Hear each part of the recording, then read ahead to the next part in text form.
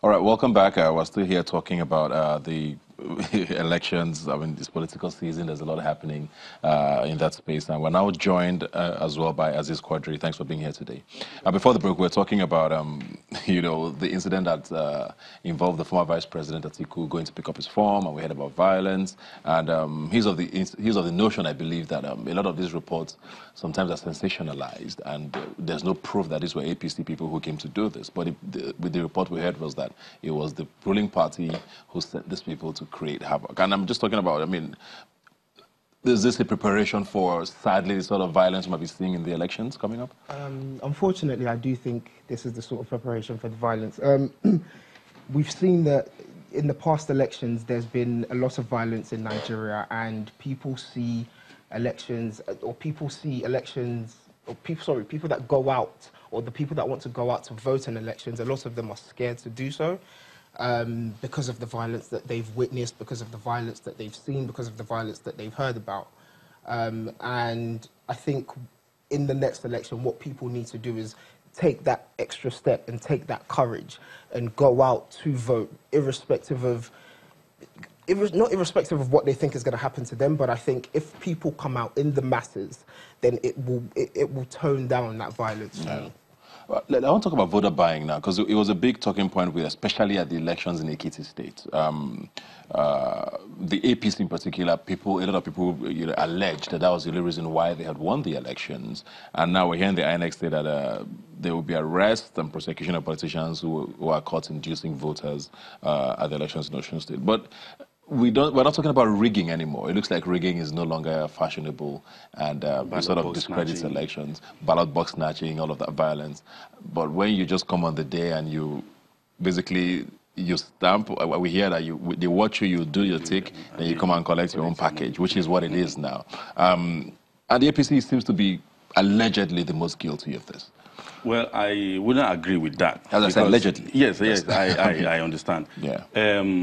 We used to hear about these infractions on election days or before election, aside the violence that we recorded, that is very obvious, that is obvious for everyone to see. But you see, election buying as a new phenomenon was made official and became an executive operation in Ekiti election.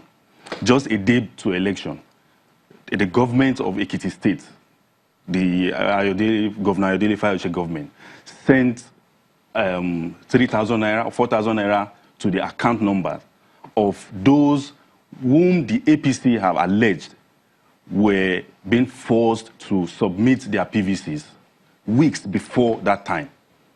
They went to schools, the aspirants and the governor went to secondary schools and primary schools, it was alleged, to get the teachers to submit their PVCs, and they collected their phone numbers in return for rice and some other little packages, 1,000. All these are allegations. Allegations anyway.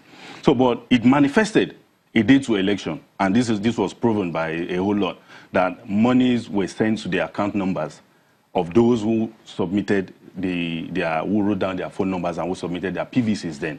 So I think it was made executive by the government of Ekiti State, the PDP government. So if there is anybody that should be held accountable, I think the governor of Ekiti State and the PDP should hold the governor accountable. Do you have something to say about that? I think everybody is responsible for this. I think the people that are collecting the money first have to think about why they're collecting the money.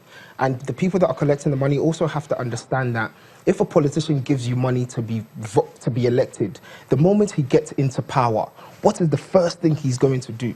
Try and recuperate the money that he has spent on election. But I think everybody as a whole, every politician that's running for a political post is guilty of using money. There's no party lines. They're guilty of using money as a token in order to try and gain people's votes. But is it realistic to expect people not to take this money? Looking at me, we are supposed to be the poverty capital of the world now. There's a lot of hunger in the land, and people take what they see because politicians have now had a reputation, or now have a reputation of going in there as people think and not necessarily caring as much as they did while they were campaigning. So why not get what you can when you can? Exactly. So what I've always said is that people take that money not because they want to, but because they've been starved to the point They've been starved to the point of poverty where they have to think about the now. They have to completely forget about what this politician can do for me, because really and truly, politicians get into power and they don't do anything for them. So they have to think about the now and take that money. And I think the only way to shift that is for the people that don't need that money, the people that are comfortable, to come out and match those people that are taking that money, match their votes, and to an extent even try to educate them and tell them that, listen, you taking this 4,000 naira or 5,000 naira, it's only going to last you for however many days. A day. Or a day, exactly. You've got the next 4 years. We have the next 4 years of poor education, poor healthcare, poor infrastructure. How do we combat this? Unfortunately, the government understands this phenomenon.